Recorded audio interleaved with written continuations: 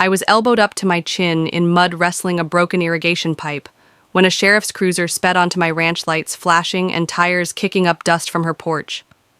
Linda screeched like a banshee. She was accusing me of trespassing on land I've owned for 12 years. My shirt stuck to my skin, wet from the gushing pipe. I'd been struggling to keep my fields from flooding just minutes before. I was ankle deep in water, cursing the broken valve.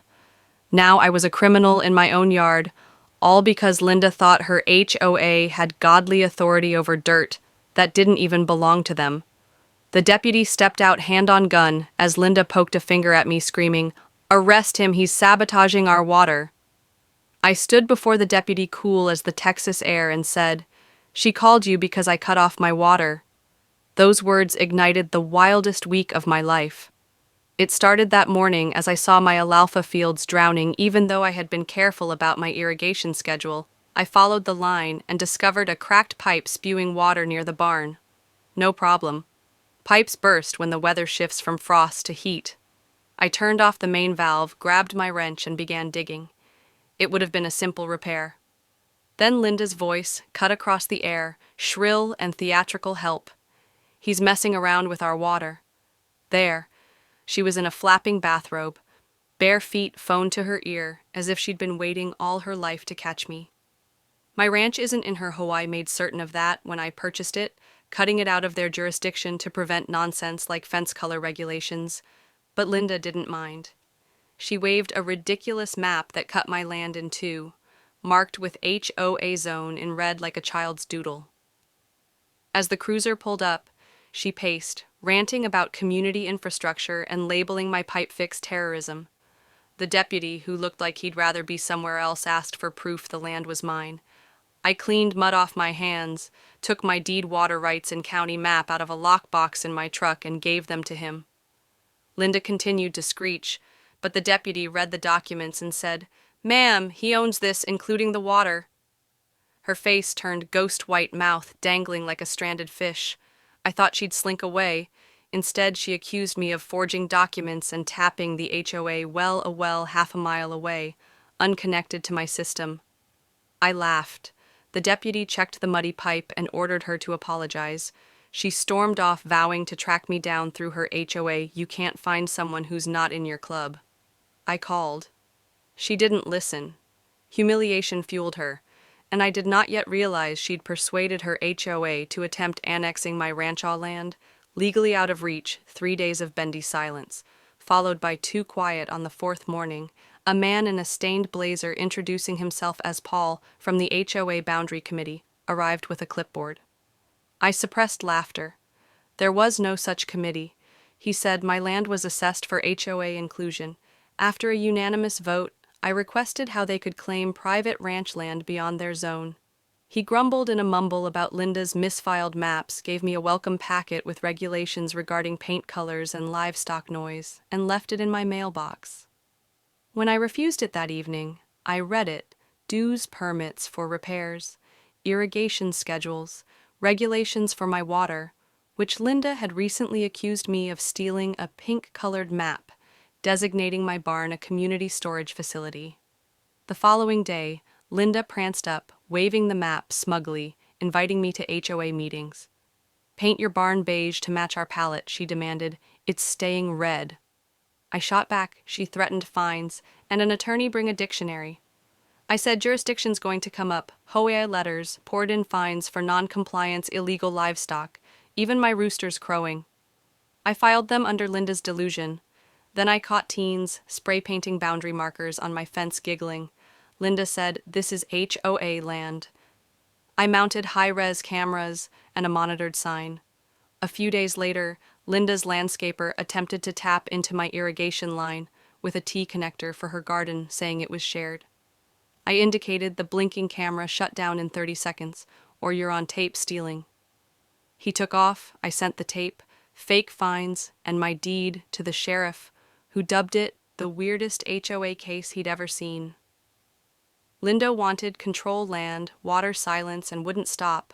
I had deeds, videos, drone footage, and a trump card. My well independent for decades before her HOA. She was digging her own grave, and I was ready to hand her the shovel. Linda's annexation flopped. I ignored her rules, kept my barn red, and skipped her meetings. My defiance enraged her at an HOA meeting. I overheard her railing about rogue landowners and water hoarding, showing photos of tanks and my well all legal on my land. I crashed the public comment session uninvited and inserted a flash drive into their projector footage, rolled Linda's landscaper tapping my pipe, teens painting my fence, my deed water rights and county map. You have no jurisdiction, I told Herb. These are illegal acts. Linda screamed about edited videos. Herb says I threatened to order. I left, letting the evidence burn that night. Alan, an HOA veteran, knocked on my door saying some wanted. Linda ousted. Her grip was slipping. Then came the sprinkler war. Linda trained hers at my yard, drenching my fence. I redirected my gray water over her roses. Neighbors stood around like it was a showdown. Her overpressurized hose ruptured, flooding her garden. She blamed me for sabotage. But my cameras told otherwise. I offered a pressure regulator, smirking. She swatted it aside, threatening lawsuits. Another letter signed by Linda and 2 board members, including timid Roger, accused me of wasting water. I went to Roger, who confirmed. Linda called it a ritual. I gave him the actual map and sheriff's email. He was speechless. A county inspector came the next day, badge, thin truck unmarked, saying he was checking my... Well, I insisted on his supervisor's number. He booked my nephew, a water district employee, confirmed. No inspection had been planned. The guy ran away. I made a police report with video 2 days later. He returned clipboard and hard hat and tow. I stalled him with coffee, texting the sheriff cruisers arrived, detaining him. He confessed Linda paid him cash to pose as an official scripting violations news. Spread blogs dubbed it HOA Insanity. Linda's SUV and the footage outed her neighbors, apologized, one offering testimony, another sharing her past complaints. Her pattern emerged. Linda filed another baseless HOA claim about hazardous runoff. The letter's hesitant tone showed the board cracking. Susan, a board member, met me at a diner spilling emails, fake maps, and rigged votes. She feared legal fallout and resigned, followed by others. I hired a property rights lawyer, handing over videos, the fake inspector's confession, and fines we sent. Cease and desist letters to Linda and the HOA threatening suits for trespassing and defamation. Linda tore hers open, pacing frantically that night. She screamed in the street, accusing me of turning neighbors against her. No one defended her silence. Followed no inspectors, no letters. But Linda was plotting. I scoured county archives, finding a 1970s well permit proving my system's independence, predating the HOA. My lawyer drafted a lawsuit notice, attaching the permit, giving Linda a week to respond. She sent a 3-page rant, harassment, distress, nonsense. We filed a civil suit. The HOA board collapsed, members quitting, leaving it leaderless. A county mediator stepped in at the mediation. Linda ranted for 20 minutes, waving pictures of my barn and tanks. I showed my deed permit and videos. Her landscaper teens, the bogus inspector drone footage verified my perimeter. The mediator requested Linda provide legal evidence.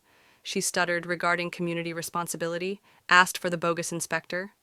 She went into shock. The session concluded without resolution, but Linda was outed Thursday morning.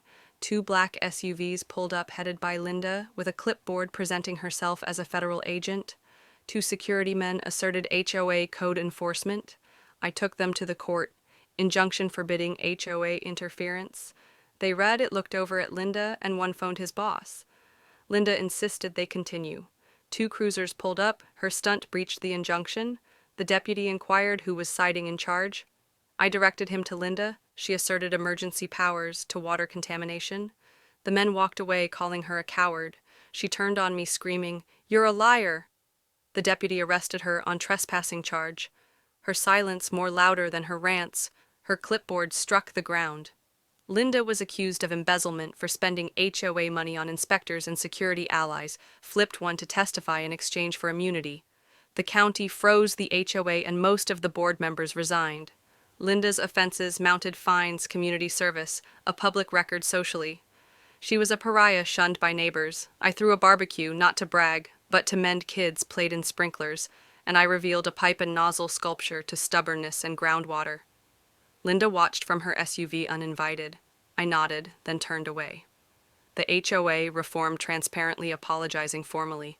I framed their letter in my barn, digging deeper. I found my well's independence wasn't just legal, It was historic, tied to the land's first owners, Linda's final movie. A desperate claim of water theft crumbled against it. She faded a ghost in her own story, while my ranch thrived, peace flowing like water through my fields.